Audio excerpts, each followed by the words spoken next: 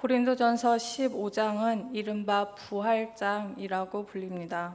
바울은 1절에서부터 11절에 걸쳐서 예수 그리스도께서 죽으셨다가 다시 살아나신 부활이 신화나 상징이 아니라 수많은 목격자들에 의해 검증된 역사적 사실임을 먼저 확고하게 선포했습니다.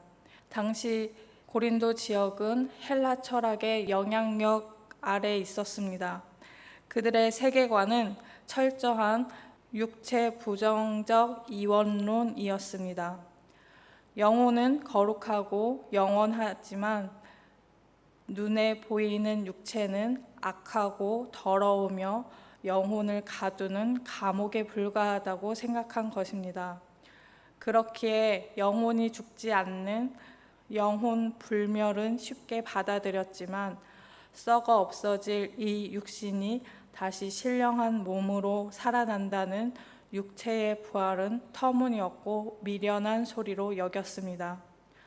또한 내세와 부활은 전면 부인하며 내일 죽을 터이니 당장 오늘 먹고 마시자라고 외치던 에피쿠로스 철학이 그들의 삶을 지배하고 있었습니다.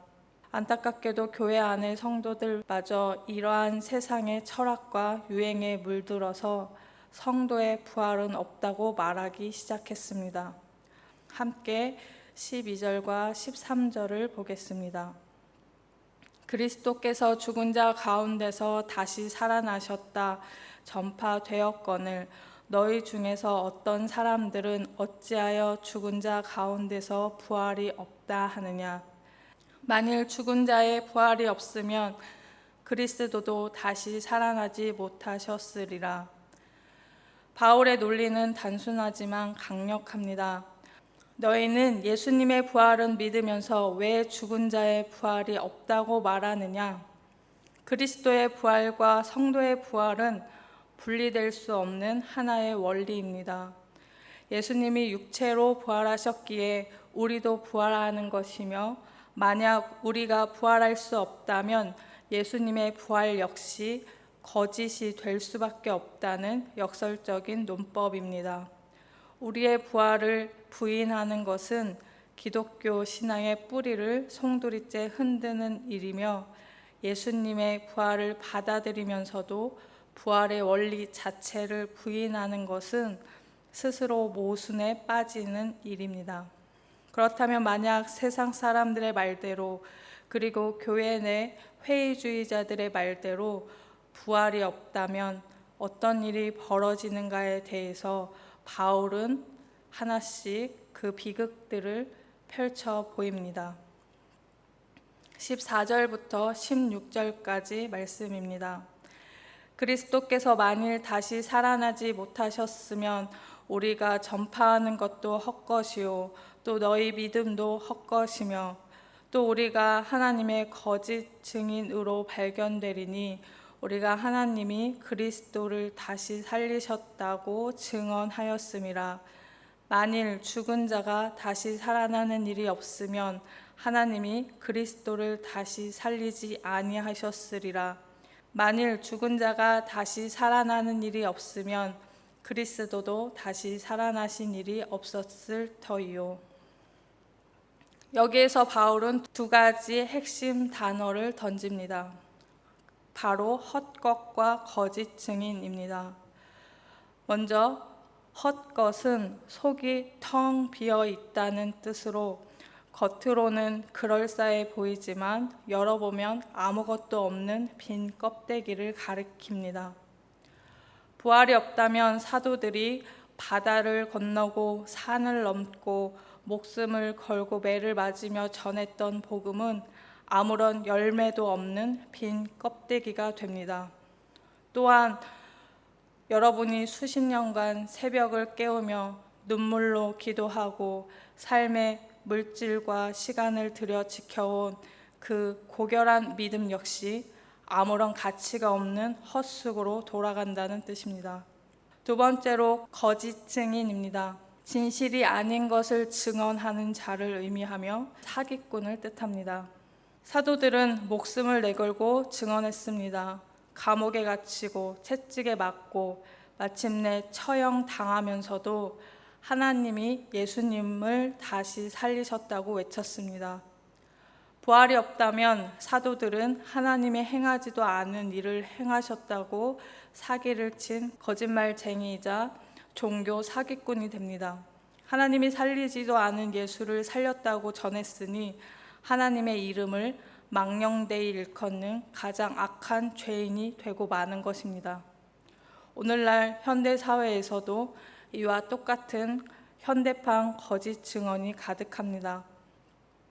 예수님의 부활을 역사적이고 실제적인 육체적 부활로 인정하지 않으려는 시도들입니다. 부활은 실제 사건이 아니라 정신적 신화이다. 제자들의 마음속에서 상징적으로 부활한 것이다. 훌륭한 도덕적 교훈을 주면 그것이 부활이다 라고 말하며 복음을 축소하고 타협합니다. 그러나 성경은 분명히 말합니다. 육체의 부활을 믿지 않고 상징으로 치부하는 모든 태도는 하나님을 향한 엄중한 거짓 증언입니다. 부활이 없을 때 일어나는 비극은 여기서 끝이지 않습니다. 17절과 18절입니다. 그리스도께서 다시 살아나신 일이 없으면 너희의 믿음도 헛되고 너희가 여전히 죄 가운데 있을 것이요 또한 그리스도 안에서 잠자는 자도 망하였으리니. 여기에서 기독교의 핵심적인 구원 교리가 등장합니다. 부활이 없다면 우리는 여전히 죄 가운데 있게 됩니다. 십자가의 죽음이 우리의 죄를 대속한 사건이라면 부활은 그 대속의 사역이 온전하게 완성되었음을 하나님께서 온 천하에 공포하신 사건입니다. 만약 예수님이 죽음 권세를 이기지 못하고 무덤 속에 그대로 갇혀 계셨다면 그것은 죄의 대가를 이기지 못하셨다는 증거가 됩니다. 결국 대속은 실패한 것이고 우리는 죄의 문제를 해결받지 못한 채 여전히 정죄와 심판 아래 놓인 영적 죄인으로 남게 되는 것입니다. 더불어서 그리스도 안에서 잠자는 자들, 즉 먼저 신앙을 지키다가 세상을 떠난 우리의 부모님들, 먼저 간 믿음의 형제 자매들을 이야기합니다. 우리는 살아가면서 사랑하는 가족과 부모님, 믿음의 동역자들을 떠나보냅니다. 그때 우리를 위로하는 것은 다시 만날 수 있다는 소망입니다.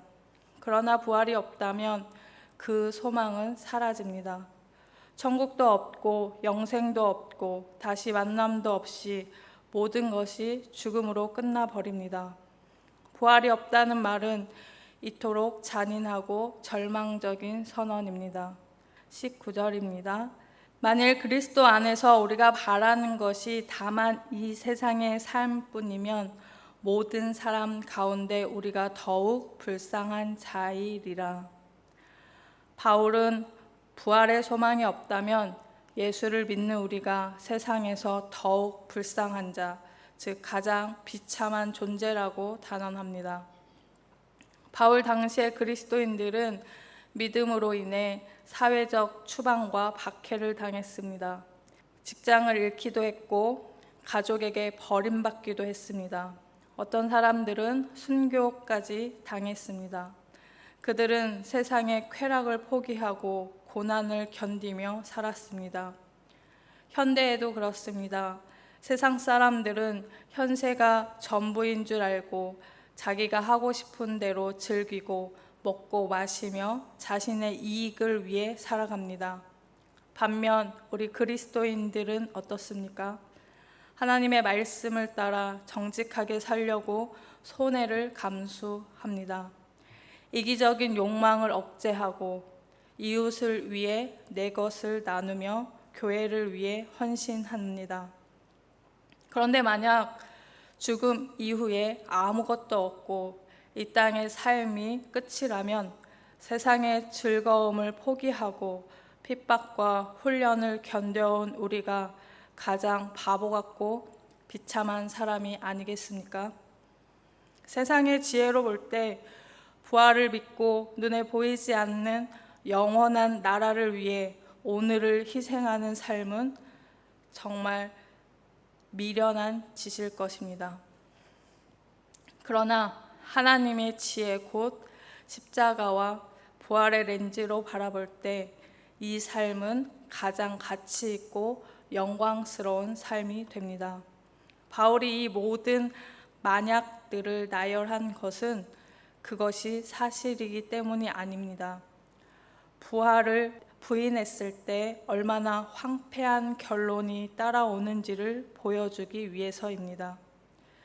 오늘날 세상은 철저하게 현재의 삶이 전부인 것처럼 우리를 속입니다. 과학기술이 고도로 발달하고 눈부신 물질적 풍요 속에서 세상은 끊임없이 말합니다. 돈이 최고라고, 성공해야 한다고, 당장의 쾌락이 인생의 유일한 목적이라고 말합니다. 오늘날 사탄은 뿔 달린 무서운 괴물로 찾아오지 않습니다. 매우 지적이고 합리적인 이론의 모습으로 다가옵니다. 절대적인 진리는 없다는 상대주의나 눈에 보이는 물질이 전부라는 물질주의나 인간의 과학이 신을 대처할 수 있다는 무신론적 인본주의, 특히 평화, 평등, 다양성과 인권이라는 도덕적이고 선해 보이는 이름으로 포장하여서 하나님의 창조 질서와 가정의 질서를 은밀하게 무너뜨리려는 시도들이 가득합니다. C.S. 루이스의 스크루테이프의 편지를 보면 노련한 악마가 조무래기 악마에게 이렇게 조언합니다. 인간들에게 하나님이 누구인지, 영원히 무엇인지 진지하게 생각할 틈을 주지 말아라. 대신 당장 눈앞의 실용적인 것, 재미있는 것, 현대적인 유행에만 몰두하게 만들어라. 그러면 세상의 여론이 곧 진리라고 믿고 속아 넘어갈 것이다. 이 거대한 영적 전쟁터와 같은 현대 삶에서 우리는 어떻게 사탄의 계략을 분별하고 믿음을 지켜나가야 하겠습니까? 마치 위조 지폐 감별사가 가짜를 연구하기 이전에 진짜 지폐를 수없이 만져보며 감각을 익히듯이 우리도 영원한 진리인 성경을 깊이 알 때 세상의 거짓을 분별할 수 있을 것입니다. 바울이 부활이 없다면 우리가 제일 불쌍한 자라고 말한 것은 예수 그리스도께서 다시 살아나셨으므로 우리의 부활 역시 확실하며 주님을 위해 겪는 우리의 모든 희생과 손해 그리고 일상의 거룩한 훈련은 결코 헛되지 않다라는 가장 강력한 소망을 이야기하는 것입니다. 여러분은 가정을 돌보고 일터를 일구며 교회를 지키기 위해서 세상의 기준과 타협하지 않으려 수많은 손해와 눈물을 감수하셨을 것입니다. 남들은 세상에서 즐거워할 때 주님의 몸된 교회를 위해 무릎을 꿇고 눈물 흘렸던 그 세월을 주님은 모두 기억하십니다. 눈에 보이는 이 세상이 끝이 아닙니다. 우리는 썩지 않고 쇠하지 않는 영원한 하나님 나라가 약속되어 있고 장차 신령한 몸으로 변화될 부활의 소망이 있습니다. 우리는 세상에서 가장 불쌍한 자가 아니라 부활하신 예수 그리스도로 말미암아 세상에서 가장 복된 자입니다. 세상의 헛된 평판과 성공 기준에 마음을 빼앗기지 마시고 부활의 확실한 증거를 붙잡고 영원한 하나님 나라를 향해 우리의 삶을 가치 있게 투자하시고 날마다 승리하시는 복된 성도님들 되시기를 예수님의 이름으로 축복합니다.